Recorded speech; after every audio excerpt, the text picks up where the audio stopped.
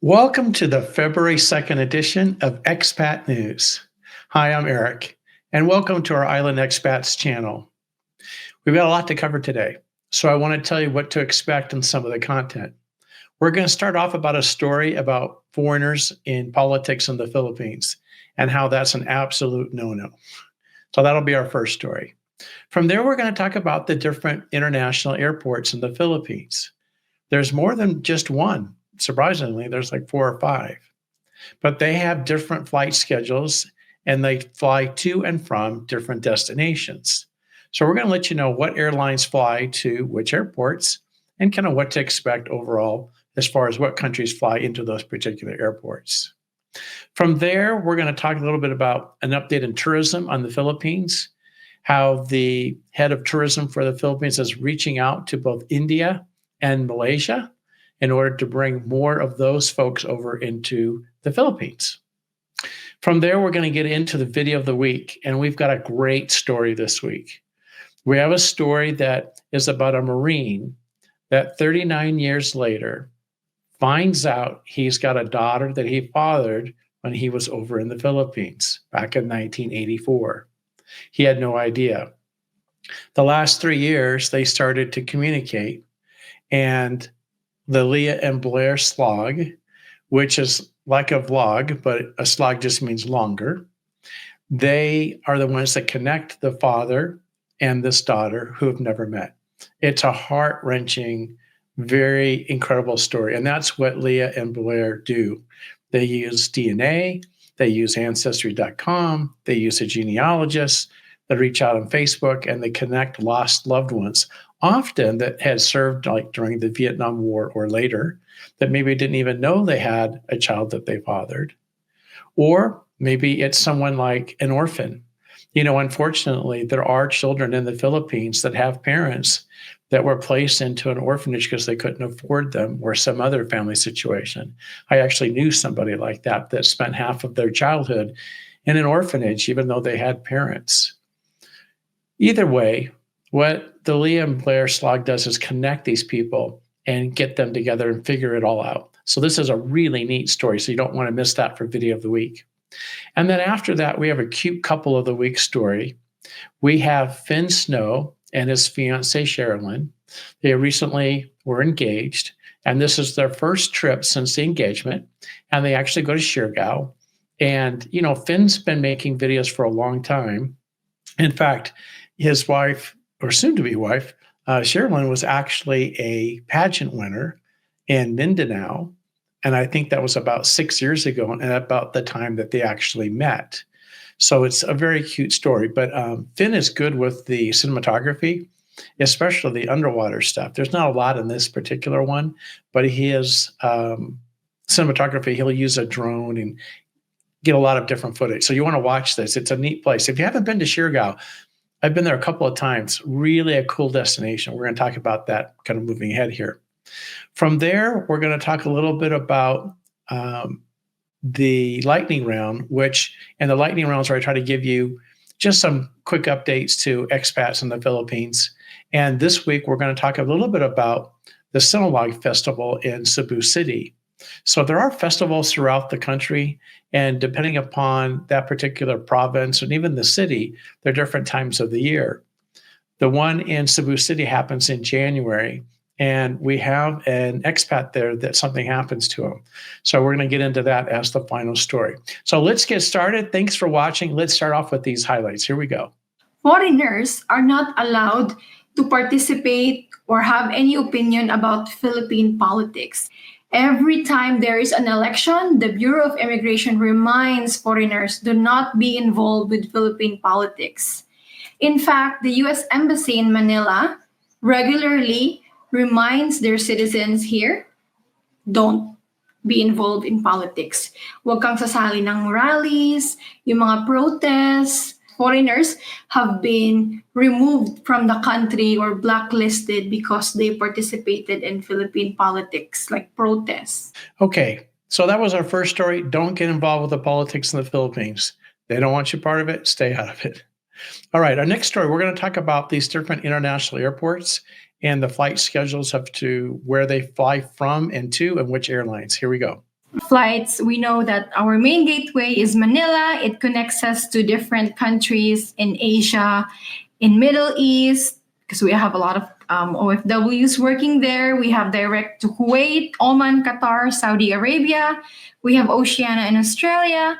North America to United States, they have Honolulu, Los Angeles, New York, San Francisco, and Seattle. If you're in Canada, that would be Vancouver and Toronto. These are direct. The next biggest airport we have is Cebu Airport. They cater Asian flights, Singapore, Hong Kong, Taiwan, Japan, South Korea. We also have direct flights to Middle East, to Doha and Dubai with Qatar, Emirates, and Cebu Pacific. Our next biggest airport would be Clark. But if you want to be close to Manila but don't want to land in Manila, then there's Clark. They cater Asian flights direct with Eva Air, Scoot, Jeju Air, Asiana Airlines. So you can connect from, let's say, if you were from North America. They also have direct Middle East flights from Doha and Dubai. The next airport that we have would be Bohol. Bohol only has one international flight, and that is with Jeju Air. South Korea to Bohol. We have Iloilo now, like starting April, Scoot to Singapore to Iloilo. And then we have Davao. We have two international flights here. That is Davao to Singapore, and then there's also Davao to Bangkok. Okay, so let's pause there for a second. So a couple of things here, because this is important. If you haven't been to the Philippines and you haven't changed planes in Manila, it can be an ordeal unless you are changing planes on the same airline in the same terminal. So there are some flights through Philippine Airlines that do transfer over in the same terminal. If you have to go to the next terminal, so typically you're in Terminal 1 if it's international and you're going to connect, like if it's Philippine Airlines. They're talking about shuffling this around a little bit now. There's also some international flights on Terminal 3, and then domestic is Terminal 2. So here's the issue. If you're flying into Manila just to change planes, and then you have to go to Terminal 2, it might take you 4 or 5 hours to get from Terminal 1 to Terminal 2 and get back in through the baggage check area with the x-ray and checked into the flight. I've done this multiple times. And when I've had to change airlines to a different airline, say like I flew in Philippine Airlines and then I'm going to take Cebu Pacific because it's often cheaper to fly within the Philippines. They're not as on time as Philippine Airlines, but they often are more affordable. You usually have got to change terminals and it's a total headache. If you want to avoid all of that, just fly directly into Cebu. Cebu's got plenty of flights. It's a smaller, easier airport to get around. It's not a problem to transfer from one airline to another. So if you don't need to be in Manila, I would not change planes there if you can possibly help it. If you have to change planes, try to stay on the same airline, and then typically they will help you work through that. So little advice there. Now we're going to talk about bringing currency into the Philippines. And I've experienced this myself. When you go to the money changers, they expect your foreign currency to be like new, not like we usually carry in our pockets in the States when we roll up a wad of money. They won't accept that. They don't want it crinkled or wrinkled. They want it crisp.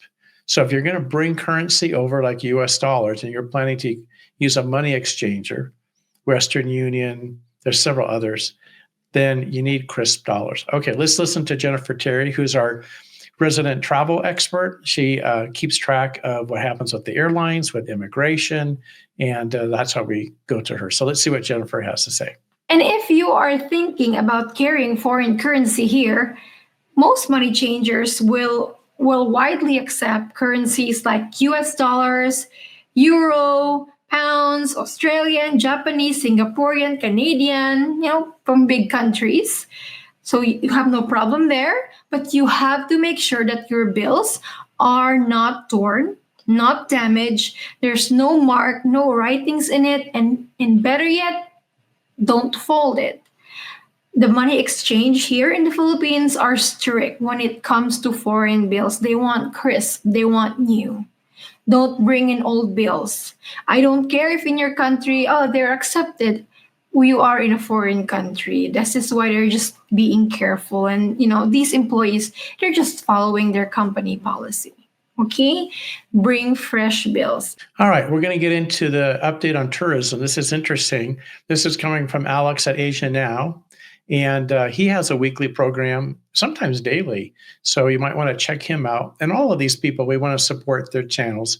I'm just giving you some of the highlights that's happened this week and showcasing some of their work. But this is Alex from Asia Now, and he's on top of things. He's got some good updates, and he's following tourism in the Philippines. He's going to give us an update what happens here. So take a look. To the Philippines, Department of Tourism Secretary Cristina Frasco says that the Philippine government is formulating an action plan specific to the Philippines-India tourism relations as it refocuses the effort to attract more of the growing Indian outbound market to this country. And direct flights between India and Philippines are expected to launch in 2025, as revealed by Indian ambassador during an event in Taguig City. Air India and Indigo are likely to operate these routes. This development aligns with Philippines' efforts to attract more Indian tourists, especially after a decline in Chinese arrivals. The Philippines has introduced an e-visa system for Indian nationals and planning further measures to strengthen India-Philippines tourism ties. Officials aim to include flights not only to Manila, but to destinations like Cebu and Clark. In 2024, 79,000 Indian tourists visited the Philippines, marking a 12% increase from the previous year. The Department of Tourism promoted the country as a destination for leisure, weddings, and business events, highlighting its diverse and family-friendly attractions. Whoa, look like a lot of Indian mandem going to be coming to the Philippines. But I hope they draw a little bit of a better crowd than some of the Indian tourists in Thailand, for example, because we all know they kind of go buck wild and crazy, sometimes having no remorse or recourse or regard to anyone around them. The Department of Tourism in the Philippines is strengthening its partnership with Malaysia to promote Muslim-friendly and sustainable tourism with proposed cooperation agreements presented in the ASEAN Tourism Forum. And then staying with travel and transportation, low-cost carrier Cebu Pacific announced Tuesday the launch of a daily flight to El Nido and Coron, via Clark International Airport. That is fantastic because getting to El Nido and Coron can be challenging. I think Puerto Princesa, you got to go through there, the airports and all that. The more flights, the better. Now it's time for the video of the week.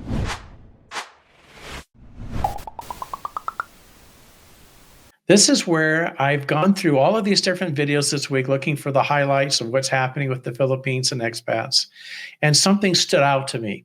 Either there's a great story there, something of high interest, or super relevant for our audience. And this week, we're looking at this story from the Leah and Blair Slog, where these folks focus as their life mission here to connect lost loved ones. Often it's from the Vietnam War era, sometimes later, where perhaps the serviceman fathered a child that he didn't even know he had. And often these children grow up. At some point, they seem to be around in their 50s. They seem to want to find out who their parent is if they haven't been in contact. And that's what these folks do on the Leah and Blair Slog. Again, the slog just means like a longer version of a vlog. And what they do is they use Ancestry.com to look at DNA. They look at family history. They look at genealogy. They have a genealogist that helps them. They also use Facebook and other tools to reach out to people that may know them, other friends or family members, and then they connect them. So this story is an incredible, heart-wrenching story that ends very well, that this Marine 40 years ago didn't know that he left a daughter behind when he left. About 3 years ago, somehow this connection began and they began to communicate. And what you're going to see is the first time that they've met. So here we go.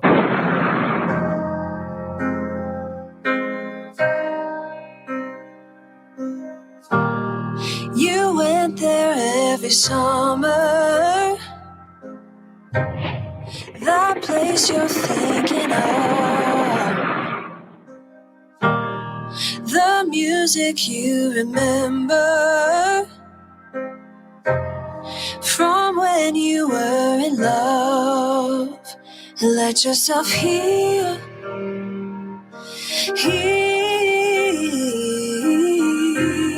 It's easy to feel. Let yourself heal.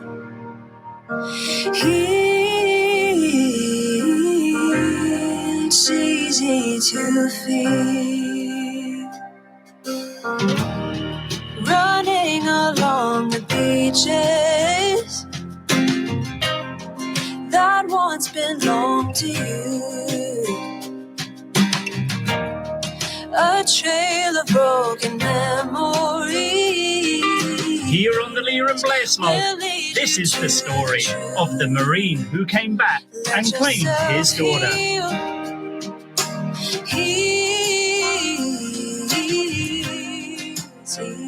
So we've just come to Jeff's hotel where he's staying in Olongapo. We're about to do a quick interview with him, and then we're going to reunite him with his long-lost daughter, Angeli. Stay tuned here on the Leah and Blair Slog. Yeah, she has an apartment. It's not the gray one, but it's the whitish one right over there. And that's where she's staying right now. That one? Yeah, right there. Far out. So, stone's throw away. You're so close to your daughter. Yes, I am. We're gonna surprise her in the next 1 hour. This former US Marine had come back to the Philippines. Stay tuned for one of the most emotional reunions you've ever seen on the Leah and Blair Slog. It was time to interview Jeff to find out the backstory as to what actually happened back in the day. But in my excitement, I had forgotten Jeff was in the back of the car. You've also been helping Angeli with the children's schooling and dentistry and things like that. Yeah. Whatever they needed. So you stepped up. Pardon me? You stepped up to the plate and started helping the family back in the Philippines. It's my family. Yeah. My job. Imagine after 39 years meeting your daughter for the very first time.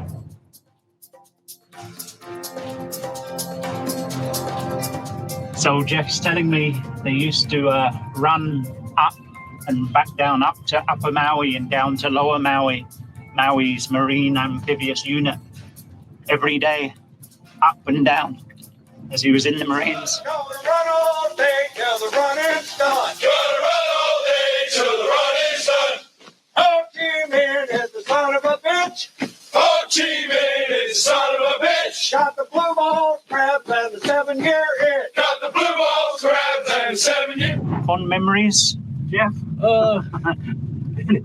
It was a bit grueling, but yeah, it was kind of nice. Rough. Yeah. What time in the morning did you have to get up and do that? Oh, I think we got up at 5. Oh, man. Yeah, we went down at 6 and got to the gun park at 6:30, I believe. So It was the afternoon running uphill in the afternoon heat that was grueling, really grueling.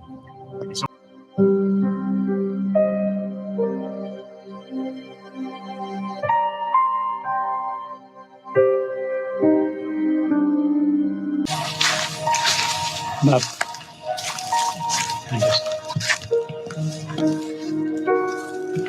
There was a big white building behind there. Yeah. You can just go and have a look at the.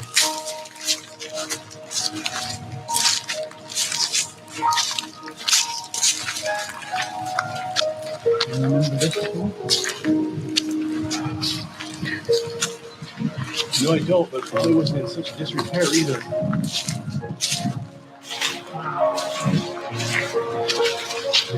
Yeah.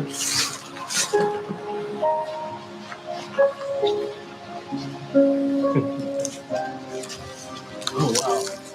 Lots of them are all back in there? Yeah. Across the way? Yeah. All in there and all behind. Let's just have a look at this one.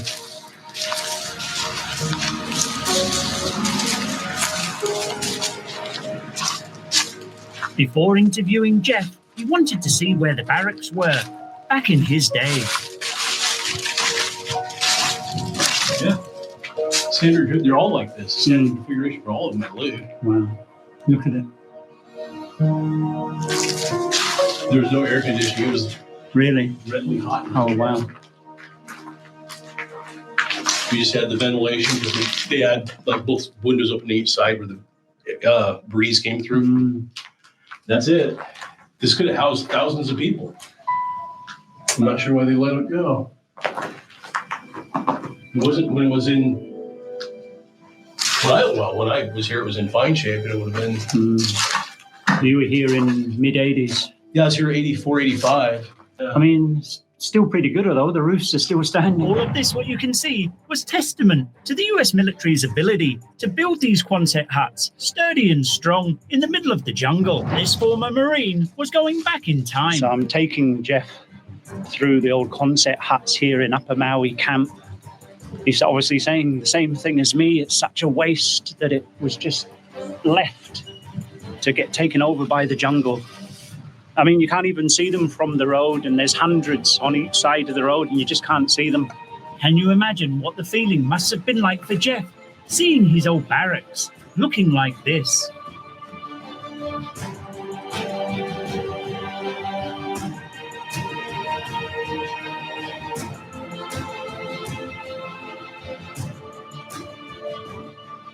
And you're here to surprise a long-lost daughter, Yes. Angeli. Can you give me a bit of a background story as to how you're meeting your daughter after 39 years? She went through father found it, I believe, and got a DNA kit. And it matched. See, I never had a DNA done before, so it matched with my son because he had it done really close, or on January 8th that we found out, that they verified everything. And then once they did that, then I actually contacted her on my birthday. So January 8th, I got, it was the 9th here. Mm-hmm. It was the 8th back there. And I got a hold of her. And what year was this? It was 3 years ago. So right. that would have been 21. So you were in the US military as a Marine. Yes. Based here at Upper Maui, Lower Maui? Yeah. We worked down at the Lower Maui. That's where our guns and stuff were. And then we slept and lived up here, yes. Okay. And that was when? During 83, 84? That was 84, 85. How old were you back then? I was 19 the first time we came here, and I turned 20, the second or third time we came here. What was the name of the ship? It was the USS Duluth. Right. Yeah, it was a LPD landing platform dock. I don't even know what that means, but that's what it was. Mm-hmm. Good times going into Olongapo on R&R and... It was... Take me back. What was it like back in the mid-'80s there in Olongapo? Well, you'd go across the bridge, the old bridge. Yeah. And they didn't...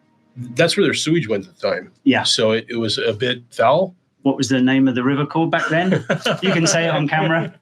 Well, back then the nickname was Shit River. Shit River. Yeah, because of the sewage flowing through. And then as soon as you got over that bridge, then all of a sudden all hell broke loose. And you'd have all kinds of kids jumping on you, tugging on you, saying bye, bye, bye, and vendors and everything. It was crazy. Oh, it was... You thought you were prepped for it because the one that been before kind of told you what was going to happen, but you were not prepped for it. It was crazy. It was just nuts. And then it was lit up back then down, Excited Drive. Yeah. It was like Vegas. I mean, there was so much neon and stuff. Everything was either a hotel or a bar or something. What do you think happened in regards to Angeli coming about? Was that a relationship? Was it a... Yeah, I only seen one girl when I was here. And then, I every time I came back, I always, went and found her and seen her and stuff like that.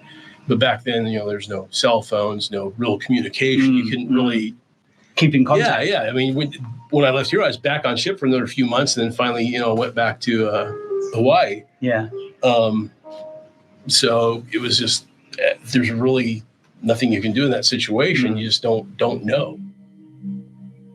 Was it a shock when you found out that you had a child in the Philippines, or did you know something? Did she tell you she was pregnant, or she somehow got a landline call into me one time, and she did. She said she needed money because she was pregnant. Back in the 80s. Back in the 80s, and I'm not sure how she got the landline call in. So I was kind of shocked at that time. But the issue is the military at that time also said, "Oh, they will do this. Warning, they just want your money." And so that's the first thing you assume. Saying they were pregnant, send money. Yeah. Can you give me money on, to help with the child, I'm going to give birth. And so then, the first thing you think is like, no. Could be a scam. Yeah. And so you don't believe it. Right. And so that's the last I kind of really never thought about it again. And so for nearly 37 years, Jeff was completely and totally unaware that he had fathered a daughter in the Philippines named Angeli. Now, some came up on the DNA test. He had taken an ancestry DNA test. Right. Yeah, and they contacted him. How did he approach you? What did he say to you? He goes, there's somebody contacting me saying that, they're trying to get a hold of you because you might have a daughter in the Philippines. How is it like the feeling of you being, you have a lost daughter in the Philippines that you never seen for 39 years? I obviously made a wrong decision way back when, not believing what was going on. So now I kind of feel it's my duty to help out and to do whatever I can to see that her and my grandkids do okay. Wow, it's gonna be.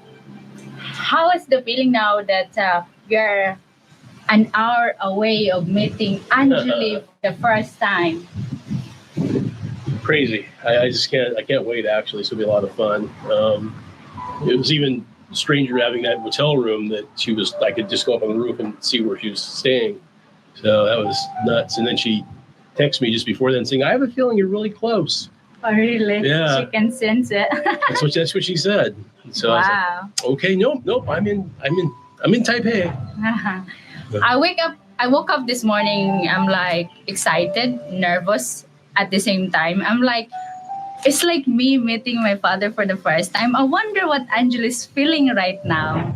Emotionally, how has it been over the past couple of years? I see a little bit of in your eyes. It's been all right. I wanted to get over here for a while.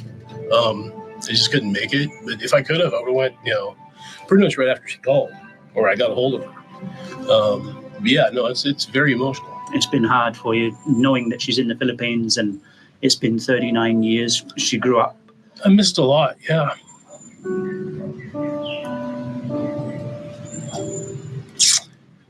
But I'll try to make it up, see what I can do.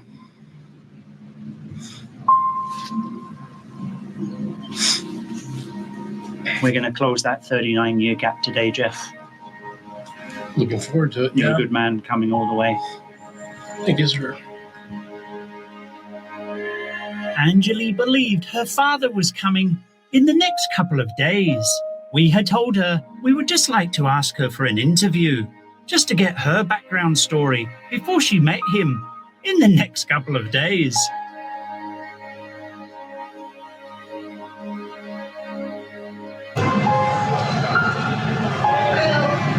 Jump in. Remember, she had been chatting to her father, Jeff, for the past 3 years, but she had never met him in person. Angeli briefly told us what had happened to her growing up. My adopted parents doesn't really want me to know that I'm only adopted. And she said that, no, you're my child. Sa akin ka galing. You came from me. I gave birth to you. So Angeli had been adopted. They love me so much. Yeah. Maybe that's why. Do not pray for an easy life. Be like Angeli and pray for the strength to endure a difficult one. Angeli believes we're conducting the interview at a more quieter location. 39. Wow. So it's been 3 years na nag-communicate kayo.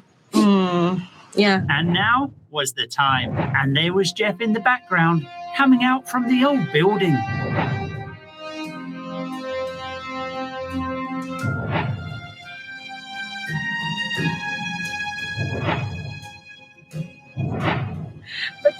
But I'm very happy. And I don't know, it's a mixed emotion really. I really don't know how to explain the feeling. But maybe don't explain the feeling to me. Explain the feeling to your father if you look over your shoulder. Sabi ko na. You went there every summer. That place you're thinking of. The music you remember. From when you were in love.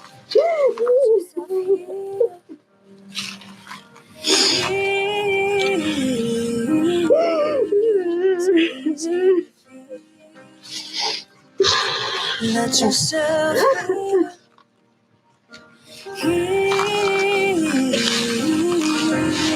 it's easy to feel. Running along the beaches that once belonged to you.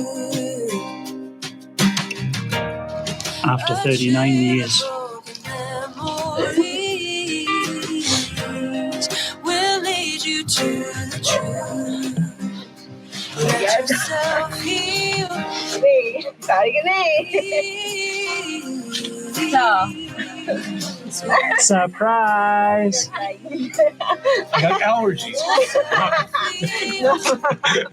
You're really crying. No, I'm Oh not. my God. Marines don't cry. Congratulations, guys. You're going to have a very, very Merry Christmas. Absolutely. Kind of feel whole now. Like there was something always missing. Complete. See. You're crying again. I am. Allergy. So 3 days before Christmas, they actually connect and meet in person. What an incredible story. So just love that stuff. Okay, we're going to go on to the couple of the week story now. And this week it's Finn Snow and his fiancee Sherlyn. And they recently were engaged. And this is their first trip since their engagement. And they've gone to Siargao to make videos. And they're going to give us a tour of Siargao. And Finn is really good with his cinematography, so it's interesting to watch. He uses a drone. Look for the part where she's got an amazing personality, the Sherlyn, and she pretends she's like a human drone. It's pretty cute. So you have to kind of watch carefully or you'll miss it. She's got a ton of personality. It's great on camera. And I believe the couple met 6 years ago at the pageant, the beauty pageant in Mindanao that she won. I think that's where they actually originally met. And I think they've been together ever since. So they've just recently finished a beautiful home with a big, massive pool. And they have a bunch of dogs, and the dogs are always swimming in the pool. It's outside Dumaguete in the Darwin area, about 25 minutes or so from the city. And it's a gorgeous home. So if you haven't seen that, go out and check out their channel. And with all from bloggers that I'm highlighting just segments of their work, nothing in its entirety. Support their channels. Go watch their stuff.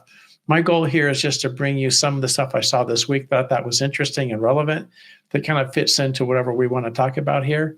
And but at the same time, I want you to go out and support them and go watch their channels. So my idea here is just to give you a summary of everything what's happened this week so that you can go to one place, one-stop shop, and in about a half an hour, get up to date with some of the latest things that's happened in the last week.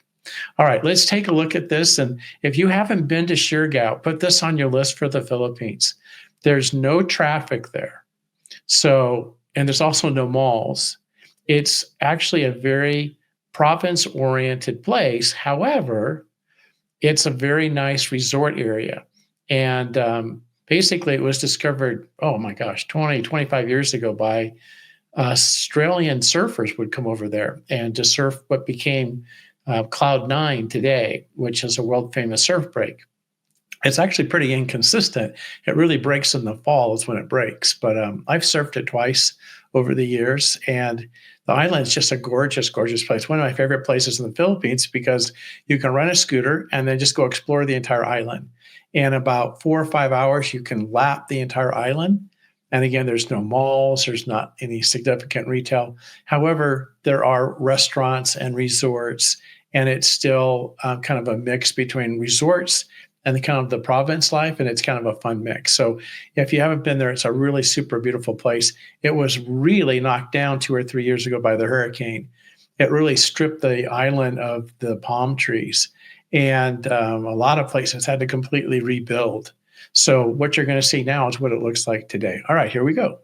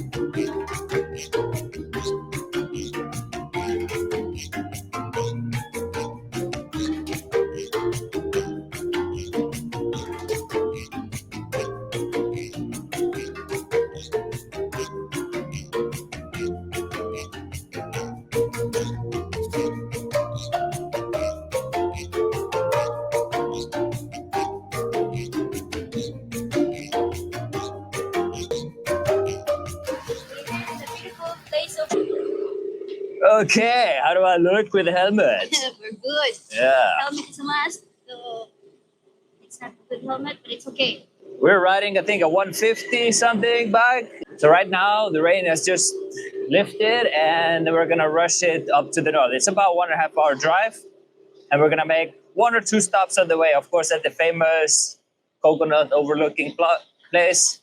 Now we'll see if we need to stop if the rain starts pouring. Let's go.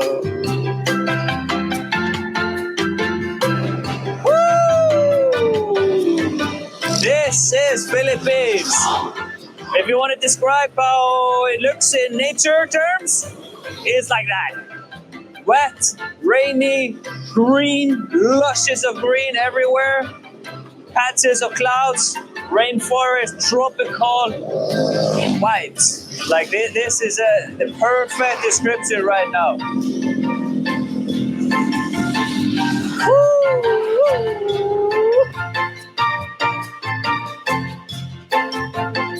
How gorgeous is this spot?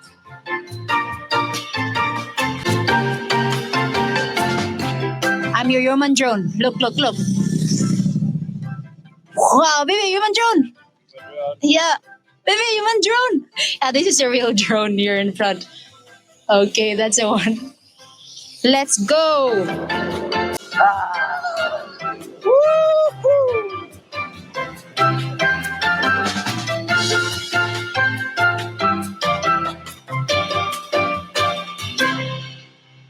Can you guys see that?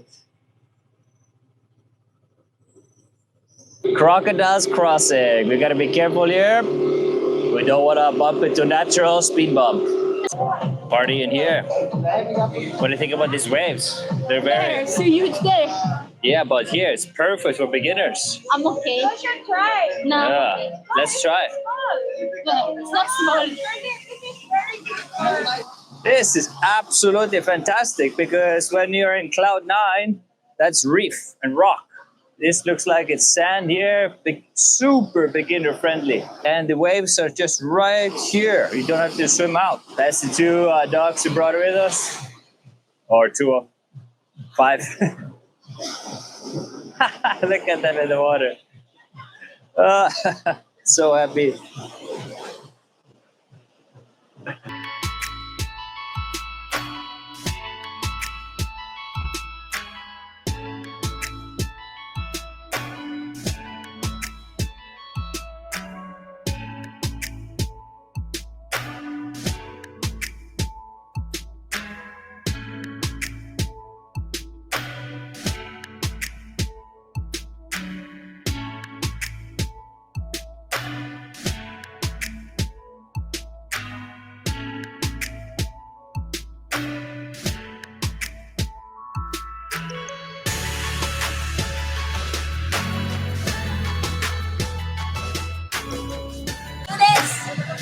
We just had our first prenup shoot. So that was during sunset. Now it's sunset colors. Amazing. Look at this.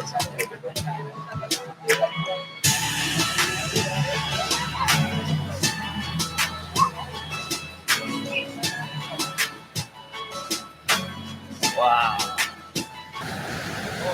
Whoa, that's insane.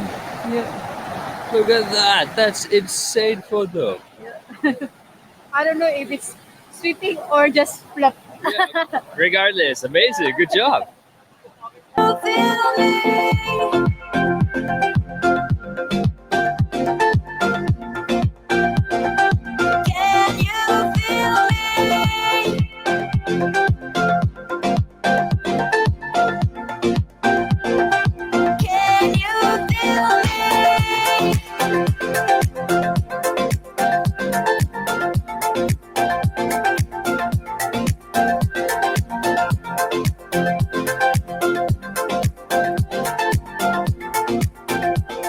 If you're tired, will you lady? Drink with pina colada. There's a song, a pina colada song. Just search it on YouTube, pina colada song, and then the first thing say, if you're tired, will you lady? That's how the song starts. That starts. Anyway, let's go this. This Sherlyn's got so much personality, and it just comes out on camera in an amazing way. I wish other people, myself included, were more comfortable in front of the camera.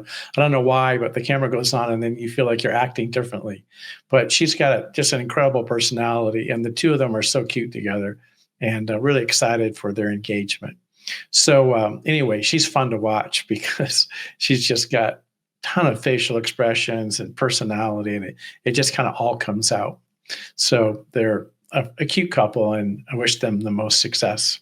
Okay, let's keep moving. We're at Cloud9 surf spot, getting some videos and pictures of the surfers. Nice positioning.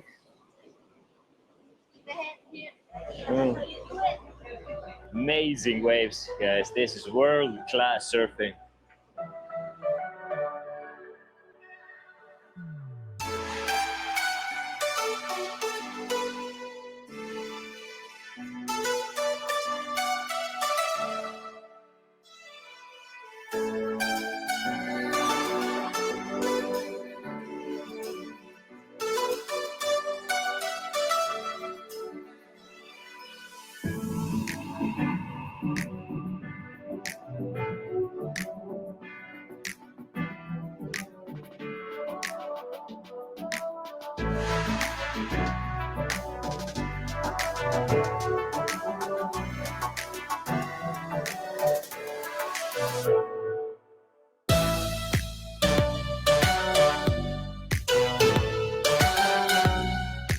Just going to pause for a second and just kind of throw out the little caution there. These are very big waves here. This was taken probably in the fall. Well, I guess no, it would have been recently. So I'm surprised it's still breaking because it's usually more of a fall break. I guess it could break into December. It has to do with the direction of the storms and the swells and the wind and all of that. But anyway, my point of this was I've surfed it a couple of times, and there's a reef underneath that. And if you get held down, which I have been, it holds you to the bottom against the reef and kind of drags you across it. Luckily, I had a rash guard on, and the water's warm. If you surf to the left of Cloud9, so if you're looking from the beach to the surf break, there's this long wooden walkway with a hut at the end of it, so you can kind of watch where the break is, because it's quite a distance from the beach. Off to the left of that, there's a beginner spot. And you just got to make sure that you paddle around the waves, not through them. And that's a much safer place to go, because this is a heavy duty surf break. So unless you're a very high level surfer, you don't want to attempt this. It might be a little safer to go to the left or go off to Pacifico, an hour and a half away. Okay, here we go.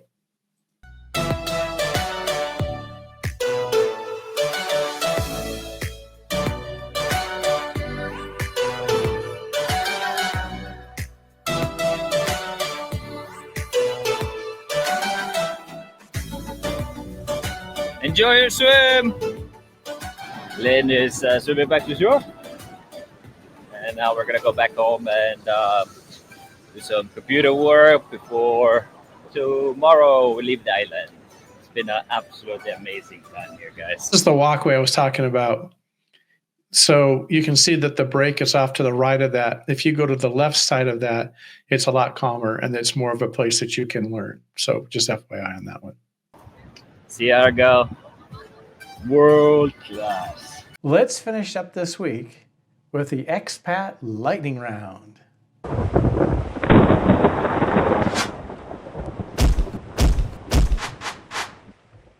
The Lightning Round is where I give you some quick highlights of expats and expat bloggers in the Philippines that either was interesting or funny or something that happened that I thought you'd find interesting. Let's take a look at the information this week. I've never been to Sinulog, but I've heard that it gets rowdy. Right now, right when the festival ends, it just turns into a giant party in the streets. And I believe it. There are people that are going to wipe on your face. Oh, man. Oh! I'm good. No, I'm good. I'm good. Oh, okay. Okay, people are covered. Everybody's got paint on their face. This looks like Holi in India.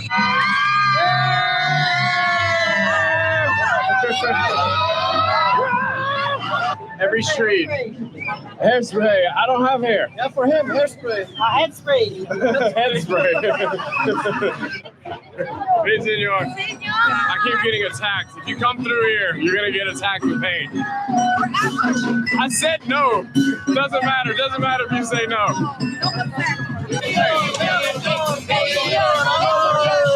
Oh. We're in penguin mode again. Just shuffling. Oh, they got you good. Oh, man.